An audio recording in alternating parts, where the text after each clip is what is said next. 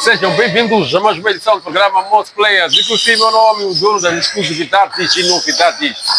Hoje trazemos alguém que marcou uma geração a nível de basquetebol moçambicano e, claro, continua a marcar. E é por isso que estamos aqui para ter dois dedos de conversa. É um pouco arriscado dizer isso, talvez uns 40 dedos de conversa. Tem muita história por contar. Em termos de triplos, não há comparação. Pena que estão a treinar aí uma bola para ela poder lançar. Carla da Silva, é um prazer. Seja bem-vinda ao nosso canal, que é o nosso programa. Como é que estás? Estou muito bem, obrigada por introdução bonita. Obrigada, não sei como é que vocês estão. Exato, nós estamos bem, graças a Deus, e felizes porque conseguimos unirmos-nos para gravarmos a entrevista e vai bombar. Espero que sim. Estás pronto? Estou preparada, estou preparada. Eu de começar desta parte, é muita coisa, nós não organizamos as questões, vamos de acordo com o decorrer do programa. E a minha introdução foquei muito a parte dos triplos. Ok, que treinamentos tinhas ou tiveste para ser muito certeira nos triplos? Pois é, eu virei uma triplista na altura quando eu comecei a jogar basquete, eu era base, jogava na posição 1. Ok. Era muito veloz e lançava de todos os lugares do campo, inclusive dos triplos, mas ainda não tinha me aperfeiçoado. Mas eu acredito que me aperfeiçoei quando, em dado momento, um treinador, Carlos Aik, percebeu que eu não era uma base, tanto que tal, mas era uma jogadora extrema. Exato. Né? Porque gostava muito de atacar o cesto. Normalmente os bases não devem ser os melhores marcadores, os melhores lançadores ou atacarem cesto. Devem mais passar as bolas, fazer jogar.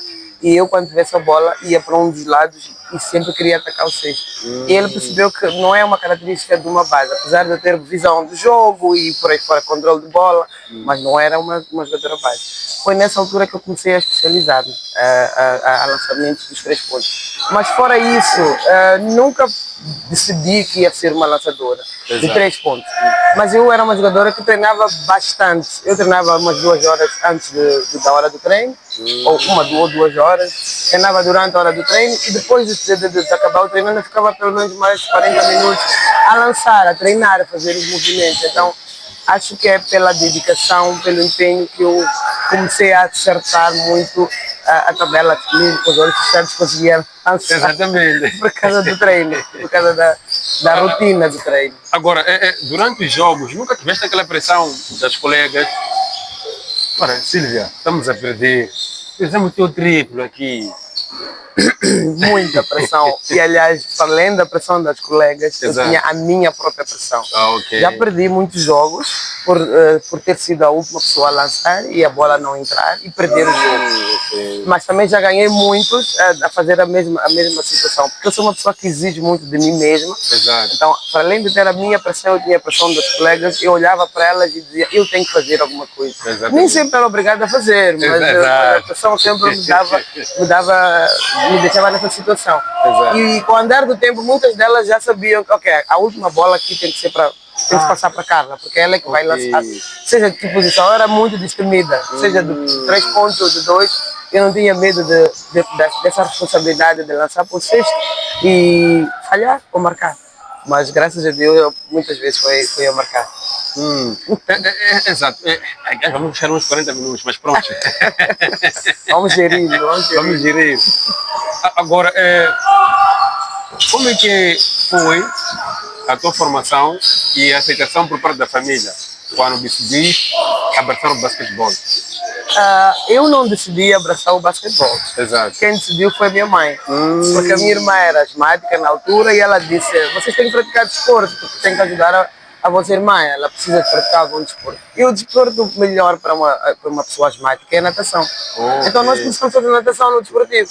Nós somos 3 irmãos, né? Então a minha irmã começou a natação e ela ficou lá, treinou 1 ano e tal. Exato. Ou mais. Pronto, treinou.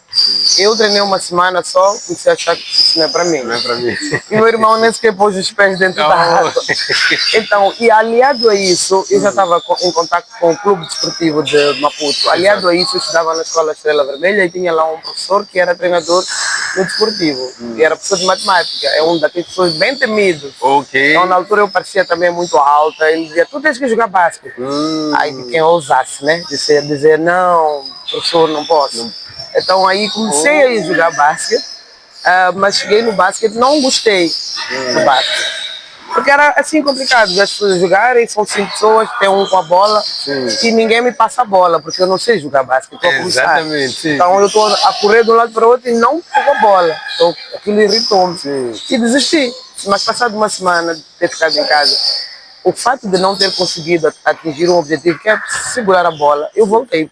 Por causa da minha, não chamo teimosia, mas eu chamo persistência. Exato. Eu volto para os campos porque só tinha um objetivo, eu pegar uma bola, sair de uma ponta a outra, bater a bola e lançar para o cesto. Ok. Então, nem mal sabia lançar, então eu peguei a bola, bati lá para o cesto e senti uma sensação dali, consegui.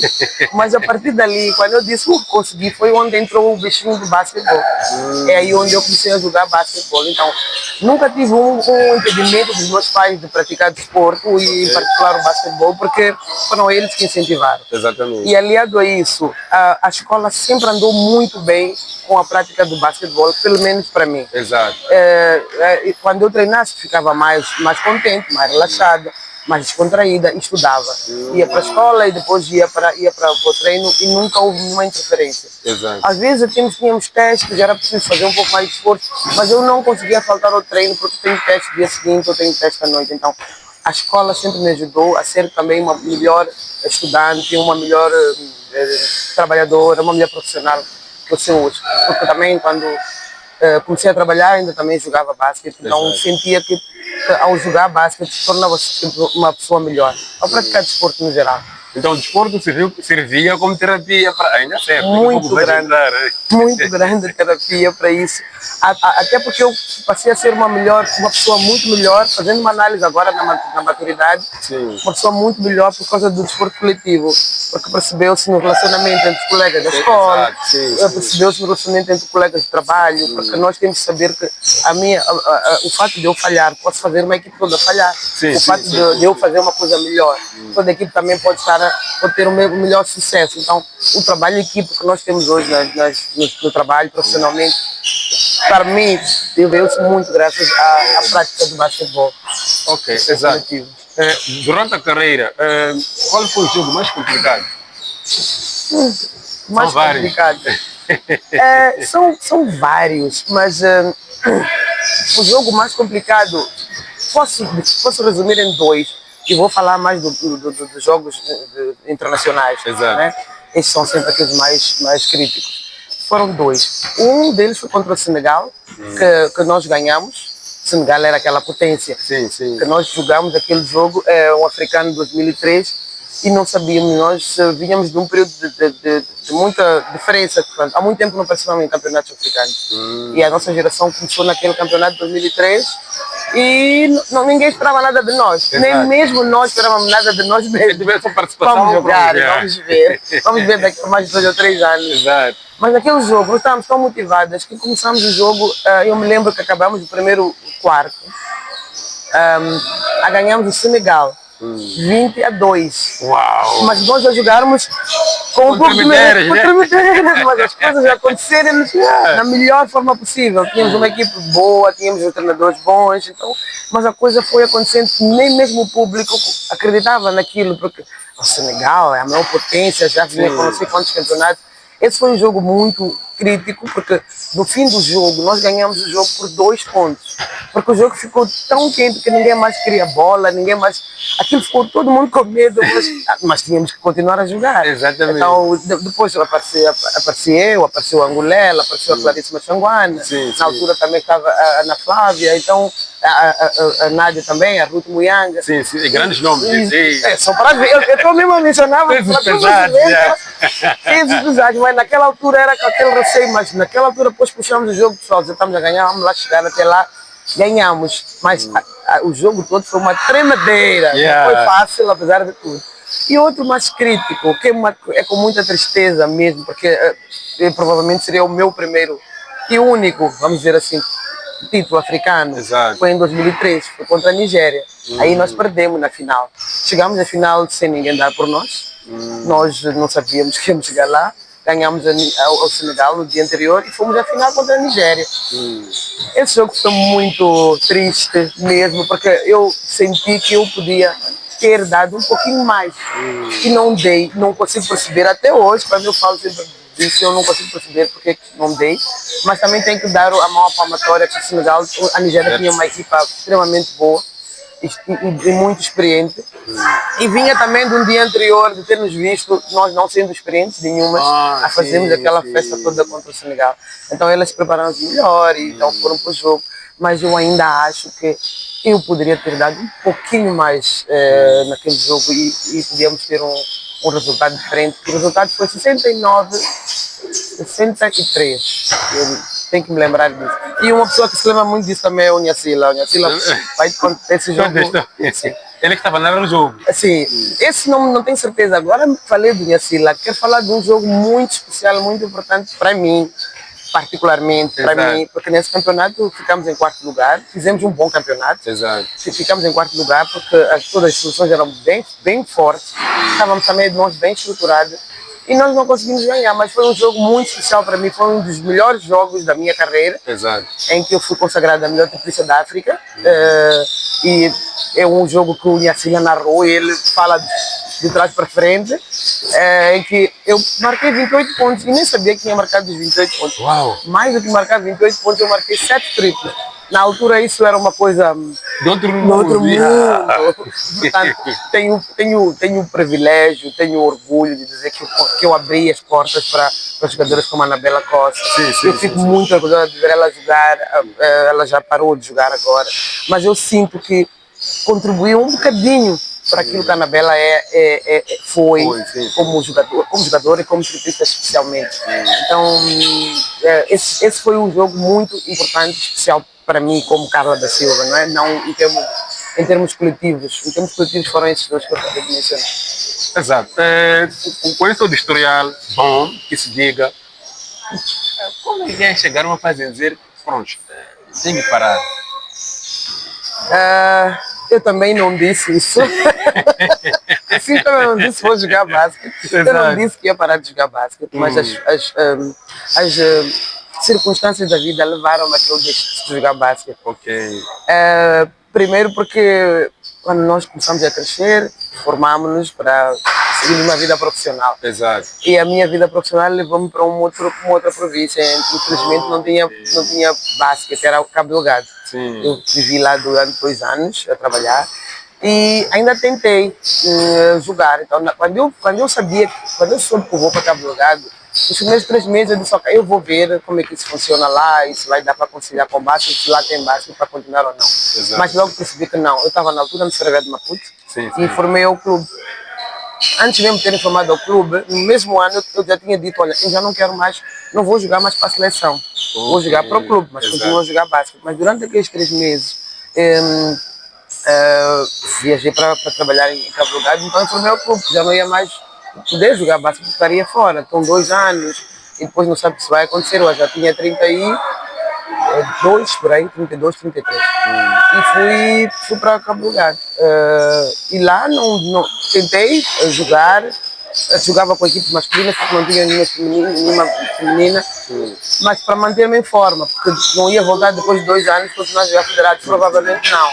E também, quando eu comecei a trabalhar lá, eu disse, ok, eu vou trabalhar, talvez vou ficar mais um ano e pronto, mas fui ficando fiquei mais um ano.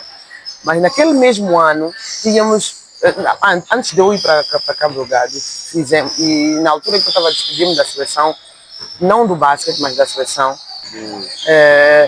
tivemos uma eliminatória na África do Sul para os Jogos Africanos. Eu fiz esse jogo, foi quando eu disse, olha, eu não contem, não contem comigo para a seleção porque eu vou estar apenas no clube e vou voltar a viver fora durante um tempo. Mas veio, depois disso houve pré-seleção, depois veio um treinador espanhol, ele tinha a lista das jogadoras, tinha o histórico e as pessoas sempre dizem o que dizem de mim. Exato. E ele disse que eu quero essa jogadora. Mas eu falei com ele, eu não estou a treinar há uns 3 meses. Mandou-me um plano de treino, não, vais fazer treino físico, vai recuperar fisicamente. Porque acho que do jeito que falaram quem eu era, tipo, mesmo que não seja em condição física, Exato. aquela a tua eficiência ou eficácia, eu quero Aqui, testar. sim. Mas ele depois disse, não, faz os treinos de preparação física, eu fiz alguns, umas 3 semanas, quase um mês, e depois vem para o estágio. Ele ia avaliar aqui no estágio se eu podia continuar ou não. Então eu vim para o estágio, treinamos um dia, e são daquelas coisas como andar de bicicleta, eu já não fazia lançamentos não sei há quanto tempo, no campo como deve ser, fazia de vez em quando.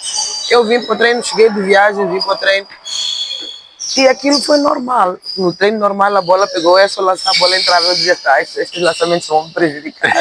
Porque no fundo, não que eu não quisesse ir, mas eu sentia que eu não estava em condições de estar a 100% na seleção, então preferia não estar. Mas também não queria dizer não por mim, queria que alguém me avaliasse e disse, não, ela que não dá para vir, para evitar outros constrangimentos que não vale a pena mencionar. Eu vim, mas os meus lançamentos, a minha mão e a minha eficácia Surtiram efeito. surtiram efeito. E no fim do treino, o treinador disse, a Carla vai para o nosso postagem em Seychelles. Eu disse, ok, então vamos lá. Foi aí onde eu comecei a preparar mesmo a minha saída oficial. Porque tinha que fazer uma saída oficial. Eu disse, olha, tudo bem, eu disse ao treinador, disse no clube que eu não queria, mas talvez tinha que dizer alguma coisa ao público no geral, sim. dizer um tchau oficial. Então pronto, quando eu comecei a ir para o estágio em Seychelles, comecei a dizer, ok, Carla, dá o teu máximo para estar no melhor nível possível, para ajudar no melhor que puderes, depois, olha, estou despedido. Exato. Depois de Seychelles, fomos ao estágio também em Portugal. Depois de Portugal, viemos para jogar no africano. E no africano foi aquela coisa, eu não estava bem fisicamente, naturalmente, fazia poucos jogos, entrava, jogava, poucos jogos não, pouco tempo de jogo, a tentar recuperar a minha condição física e a rotina do jogo e por aí fora, até que chegamos no jogo das meias finais. Foram meias finais? Sim, das meias finais. E nesse jogo das meias finais a mão voltou a trair-me entre aspas, porque deu a entender que o treinador foi negligente, porque ele não pôs-me no banco, eu tinha que estar no banco porque eu não estava em melhores condições do que as outras. A Anabela estava muito bem, tinha que estar dentro do campo, ela já estava paulatinamente a substituir-me como triplista, ela fazia essa posição que eu fazia. Eu entrava, substituía ela entrava, eu dava orientação a ela, ok, faz assim, sempre dar o meu máximo, da forma como eu pudesse, dentro do campo ou fora. Mas então, quando o cronômetro dizia 30 segundos, o treinador olhou assim e disse, Carla, Vem para aí. tirei a minha camisola, corri ali, tentei ele para substituir. E o jogo só parou nos 18 segundos. Eu fiquei ali esse tempo todo, ali preocupado. O jogo estava o quê? Estava 5 pontos? Sim, estava 5 pontos. Eu entrei para o jogo com 5 pontos. A primeira bola que eu apanhei foi ela. E foi assim. Foi. Então foi 2 pontos e faltavam 14 segundos, estávamos a perder já por 2 pontos. Ainda tivemos mais um ataque, mas depois não conseguimos ganhar. Só que aí o público virou-se. Por que o treinador não pôs a Carla? A Carla ia resolver isso, a Carla ia marcar não sei quantos triplos. E nós cá falamos muito. Muito. Mas ninguém sabe se havia de acontecer isso ou não. Okay. Mas é bom, o Deus quis que fosse assim, o destino também quis que fosse tudo assim. E foi nessa altura que eu me despedi. Porque mesmo naquela altura, depois daquele alvoroço todo, o treinador também ali ia dizer, realmente, talvez, mas é mesmo, sim. Então ele diz, Carla, agora vamos seguir para o campeonato. Eu disse, não dá mesmo.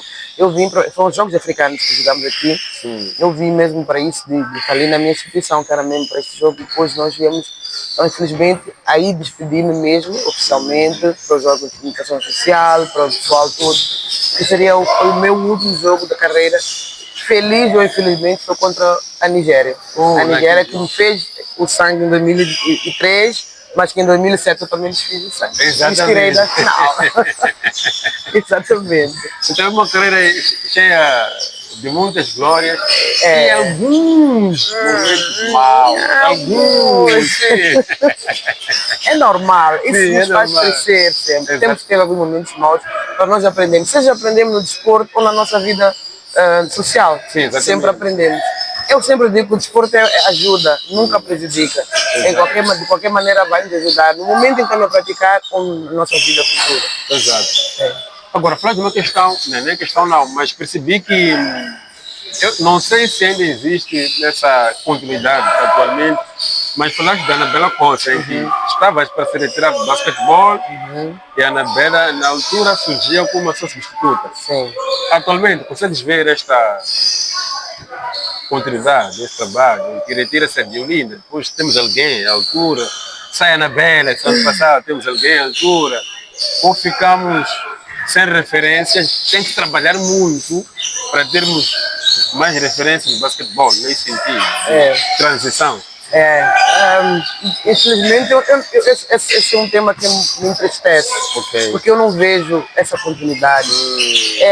Essa foi uma das razões que vimos algumas jogadoras, inclusive como a Anabela, a jogarem até o nível onde jogaram. Ela jogou até lá com capacidade, com postura, quase 40 anos, se não me engano. Sim, 39 anos. 39 anos. Mas sem alguém, em princípio, eu não consegui ver. Talvez eu também, em algum momento, eu desliguei um bocadinho de basquete, mas tenho certeza que neste momento eu não consegui ver alguém que ela tenha dado o bastão. Portanto, ela pode ter dado, mas ninguém recebeu. Então o problema está na continuidade. Eu não vejo uma continuidade. Eu ouço muito falar o que não ouvia no tempo em que nós jogávamos. Na altura eu ouvia falar da Clarice Massaguana, que foi uma honra ter jogado com ela na seleção, que foi a maior referência do nosso basquete, que estava a jogar fora do país. Agora eu ouço milhares de jogadoras fora do país a jogar. Mas eu não vejo isso, como é que se diz, em termos da subida da seleção de Moçambique como tal. Quando eu vejo a seleção de Moçambique, eu vejo com 90% de jogadoras locais, nacionais, e com alta capacidade. E eu me pergunto, essas milhares de gente ouve falar, que jogam fora, por que elas não são integradas na seleção? O que acontece? Há um segmento, como é que elas chegam lá? Mesmo que elas cheguem, como a maior parte das que foram anteriormente ou na minha geração, não foram jogar fora, foram algumas por meios próprios, algumas conseguiram algumas bolsas, não sei como é que foram, mas como é que é feito o acompanhamento dessas milhares? Eu tenho visto a mídia como vocês a fazer um excelente trabalho, a buscarem jogadores que estão fora, a divulgarem. Existe essa moçambicana que fez tantos pontos, jogou tanto.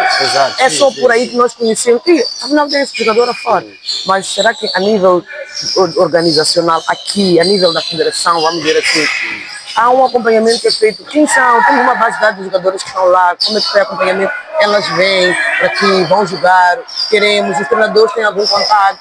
Não sei se é por isso que não há continuidade, mas isso é uma aspas que abri para dizer que nós temos muitas jogadoras agora, mas não vejo isso a refletir-se no nosso basquete nacional, a nível da África, Moçambique como tal. Localmente não vejo continuidade. Eu não sei se é porque as jogadoras atingem um certo nível, depois vão fora. Eu não entendo, mas não tem uma continuidade. Tivemos um All-Star aqui, foi um jogo muito competitivo, muito corrido. Eu tenho acompanhado, infelizmente acompanho só os jogos da final, porque tem duas equipas que há muitos anos que são elas que jogam as finais. Exatamente. O que é feito das outras equipas? O que tem lá? Qual é o trabalho que é feito? Por que não temos 3 equipas ou 4? Não estou a dizer que no tempo em que eu jogava tinha mais equipas, mas tinha 2 equipas, 3 equipas muito fortes. Aparecia a quarta, que o fosso não era tão grande. Eu não posso aceitar um jogo de basquetebol ser 250 a 20, num jogo de basquetebol 40 minutos. O que está acontecendo nesse jogo? Para ser 250 pontos uma equipa marcar e a outra marcar 20. O que estamos a fazer? E isso sente-se quando a gente vai jogar no campeonatos africanos. Porque pensamos que estamos bem, no fundo não estamos bem. Temos que investir um pouco mais, temos que ver o que podemos fazer mais para fechar esse esforço. Mas a continuidade não está lá. E eu vejo que a continuidade não é só a nível de femininos, no basquete no geral, masculinos também acontece. E talvez em outras áreas do basquete, não quero falar no desporto no geral, mas do basquete, que é preciso ter esse acompanhamento, mas não existe. Exato. Tocou num ponto importante aqui. Eu acho que se calhar seja necessário haver um scouting ou alguém responsável por isso na federação para poder fazer uma pesquisa internacional dos jogadores que estão fora. Por exemplo, o Sudão, no último campeonato, fez um excelente campeonato com a seleção, porque foi de scouting, foram buscar os jogadores de origem sudanesa que estão no estrangeiro e o Sudão foi aquilo que foi, surpreendeu pela positiva. Surpreendeu. Mas pronto, esse é um ponto de vista e tem razão, nós pesquisamos, tanto no futebol, handebol. Isso é o que nos safa a nós, porque Sim. nós não temos essa visibilidade, porque talvez quem de direito devesse fazer isso não está a fazer, ao trazer a informação de fora para vocês aí divulgarem, ou vocês é que estão a fazer isso e trazem para nós, afinal existe aquele jogador, afinal. Sim. Aí, mesmo quando a gente diz, afinal existe, o que é que fazemos depois disso? Exato, sim. Temos que fazer alguma coisa. Sim. Tem que tentar procurar saber se vem jogar, se pode jogar, qual é a disponibilidade, entender a situação do próprio jogador e quem sabe com isso nós podemos elevar o nosso nível. Exatamente. Atualmente, em todas as modalidades, principalmente o basquete, o futebol, trabalha-se assim com, entre aspas, produto local o que vem de fora. Faz o scouting internacional, vem onde estão os jogadores atletas, entram conversações, exatamente. Se sente o atleta, ver representar o país. Quando estão a jogar aqui em Moçambique, juntam, formam um grupo excelente. E quem sabe um dia ganhamos um africano. Quem sabe? É masculino. E em femininos também. Vai chegar esse dia. Agora, estamos para terminar. Esta questão provocativa mesmo. Mas é para terminar. Olha, começo eu. Na altura, era fácil me perguntares: conhece alguma jogadora de basquetebol? Eu diria que sim. Ngulela, Jim, Anabela, Carla, Muyanga, etc. Mas já consegui falar 5 nomes. E agora, Carla? Se eu conheço jogadora atuais, e agora já atuais, é possível alguém me perguntar: conheces jogadoras atuais de basquetebol? Consegues com facilidade? É possível, por uma questão muito simples. O que eu digo é, na altura que vocês conheciam a Carla, a Ruth, a Anabela, a Ngulela, a Jimmy, vocês vinham para o campo assistir os jogos. Ok. Agora vocês conhecem porque existe muito mais mídia. Os jogos são transmitidos no stream, que é uma coisa que toda a gente assiste em qualquer lado. Na altura, se não visse na televisão, acho que passa conhecias do campo, vias a jogadora a jogar no campo. Agora a gente conhece os nomes, provavelmente a gente nem se cruzar com elas no caminho, a gente nem vai lembrar. A gente ouve muito Silva Veloso, a gente ouve esses nomes.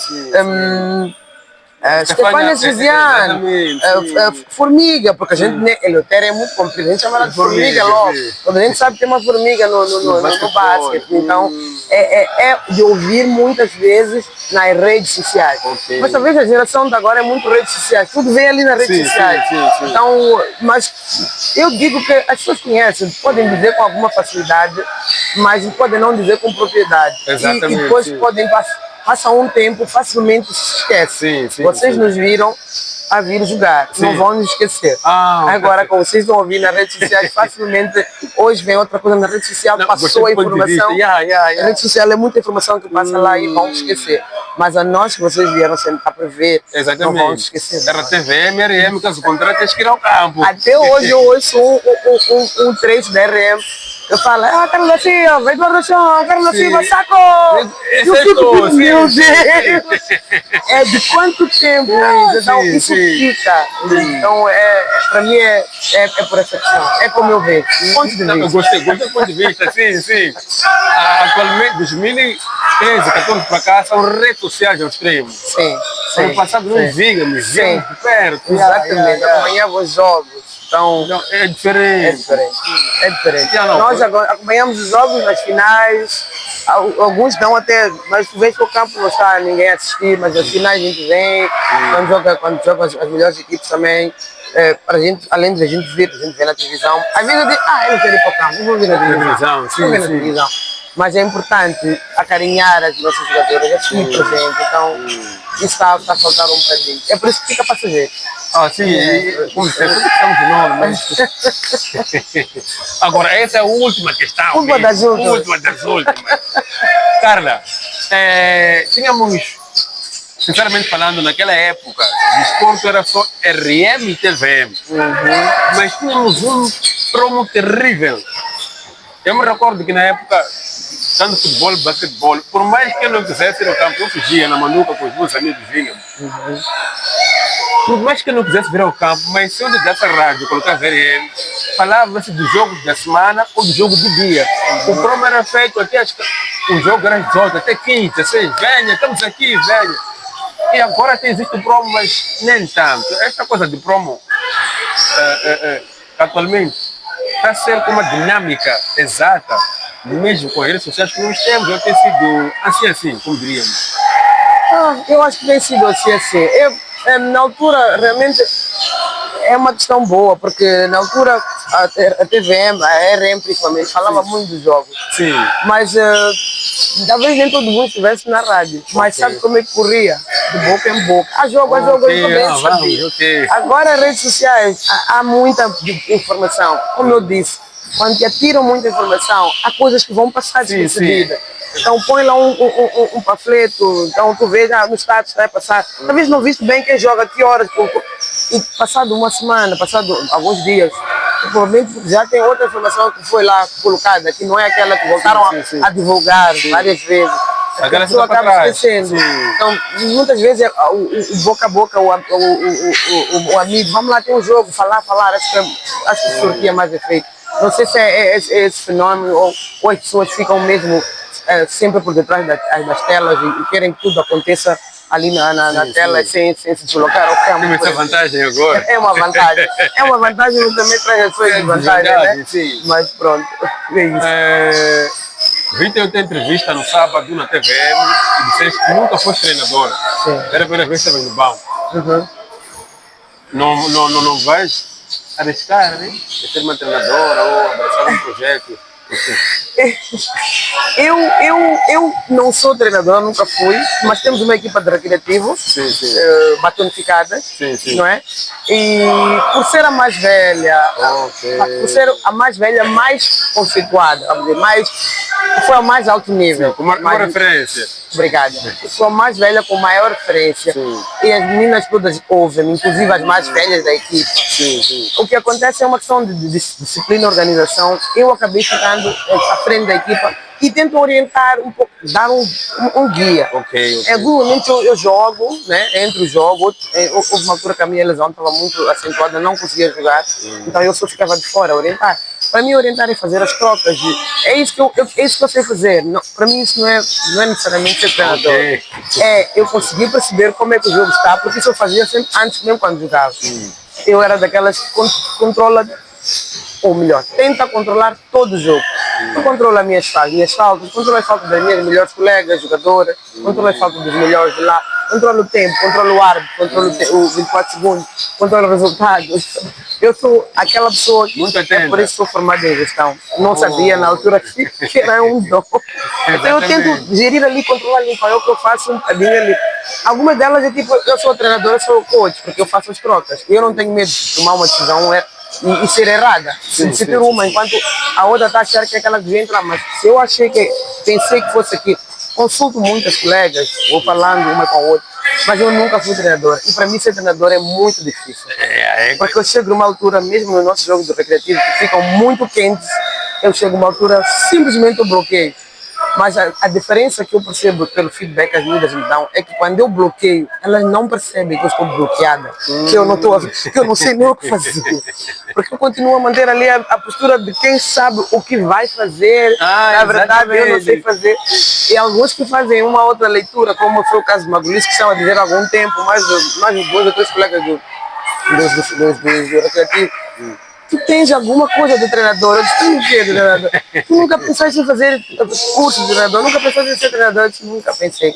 Porque para mim ensinar ou então mostrar Eu posso até ser uma treinadora de orientar, Exato. mas não posso ser uma treinadora de dar treino ou de ensinar, porque eu não sei como ensinar. Eu tenho que ensinar fazendo. Sim, sim. Por exemplo, né, a minha liderança é pelo exemplo, vamos lá dizer assim. Então, para ser treinadora de uma equipe, eu tenho que ter alguém para dar treino. Exato. Depois eu vou orientar aquela equipe. Aí eu consigo ter, em algum momento, tirando um pouco da modéstia, em algum momento sim eu consigo perceber que eu faço bem algumas Há uma coisas veia como ali, treinador. treinadora. Não vejo treinador, mas faço bem algumas coisas que eu vejo um treinador conceituadíssimo já fazer. Sim. Eu acho que consigo fazer bem essas coisas. Mas também eu bebi muito do Carlos Aik, do Nazir Saleh. Exatamente, bons treinadores, sim. Então não havia como não ter um pouco disso também, né? Exato. Como é que fazem as trocas, como é que Exatamente. pensam no jogo, por aí fora. Mas o que estás a dizer, na Inglaterra, acho que é um país, ao nível mundial, que faz isto. Tem treinador para orientar, tem o head coach. Não é treinador adjunto, alguém que só fica, pá, aquela tem que sair para ali, aquela tem que sair para ali. Sim. E tem um treinador da prática. O head coach é quem fica na bancada, ele só orienta. Sim. Essa pessoa eu posso pensar em ser. Tem uma coisa que sistema de basquetebol ao nível nacional também.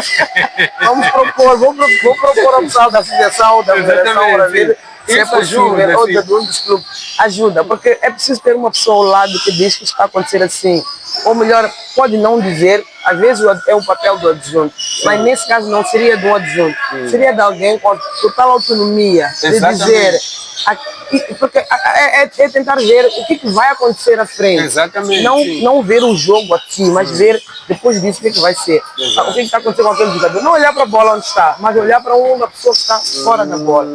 E não só, isso também passa por tu conhecer bem a cada uma individualmente, cada pessoa. Exato. Para mim o mais importante é eu saber qual é a capacidade de cada uma, é assim que eu consigo orientar aquelas estrelas que jogam na minha equipe recreativa. Exato, Porque não é fácil gerir Julinda Dimo, Não é gerir fácil. o Muyanga, É não é muito fácil. difícil. A Isabel Mavamba, apesar de ser mais novinha, mas ela também jogou a nível internacional. Sim. A Sheila Ventura. Não é fácil gerir jogadoras desse calibre, que já tiveram treinadores de altíssimo gabarito. Então, e quando falam para mim, dizem, hoje fizeste bem, João, gire-se bem.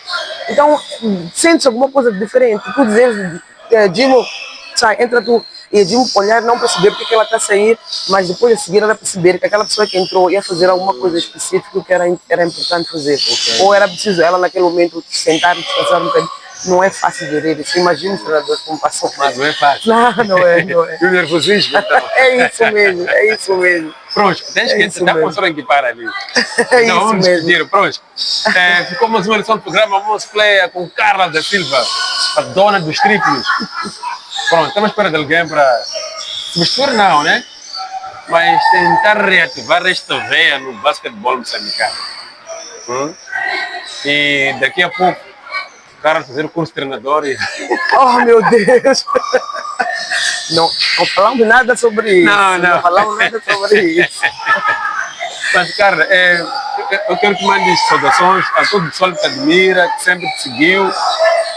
Inclusive a Angelina que não sei aquela senhora que está por aí ali. Não. Por isso, vocês não veem. Obrigada a Manduca Televisão pela oportunidade. É um trabalho excelente que vocês estão a fazer. É muito importante dar a conhecer as mais novas, que elas têm referências. Eu, por acaso, fiquei a saber de algumas que têm como referência, mas infelizmente dos dois lados. Elas nunca se aproximaram, mas eu também nunca me aproximei delas. Vamos tentar criar uma conexão. Eu acho que é importante elas conhecerem as referências que elas tiveram, porque podem ser muito melhores do que são hoje. E o trabalho que vocês estão a fazer é excelente. Obrigado a todos que me apoiaram ao longo dos anos, que nunca me esqueceram. Eu encontro com uma e outra pessoa e lembram-se com algum detalhe da minha carreira, algumas coisas que eu própria começo a esquecer e fazem lembrar aos meus filhos quando me encontram, dizendo quem eu fui, quem eu sou, quem eu fui como jogadora, quem eu sou como pessoa e o que eu dei para o país. Então é importante continuar a fazer esse trabalho. Desejo-vos muito sucesso e continuem não só com as referências, mas também, como eu pude verificar, com as mais novas, as jogadoras da atualidade, para lhes dar também um certo alento para que não desistam de perseguir os seus sonhos. Muito obrigada. Exato, foi um prazer. Estamos aqui com é lenda, negando ou não, é lenda, é uma referência. Não se nega. Não, não pode. É uma referência do basquetebol. Pronto, para nós, realmente para mim é um prazer. Eu costumo dizer isso quando estive com a Diolinda, a Anabela, a Carla. Epá, é um prazer. Tipo, tu cresces a ver alguém, tu não fazes projeto, nem imaginas. E depois de 20 anos, estás a entrevistar a pessoa. Então, Obrigada, obrigada. então é uma situação para mim, para nós, estar a conversar contigo. Agradecemos de coração, sucessos e estamos juntos. Obrigada, obrigada.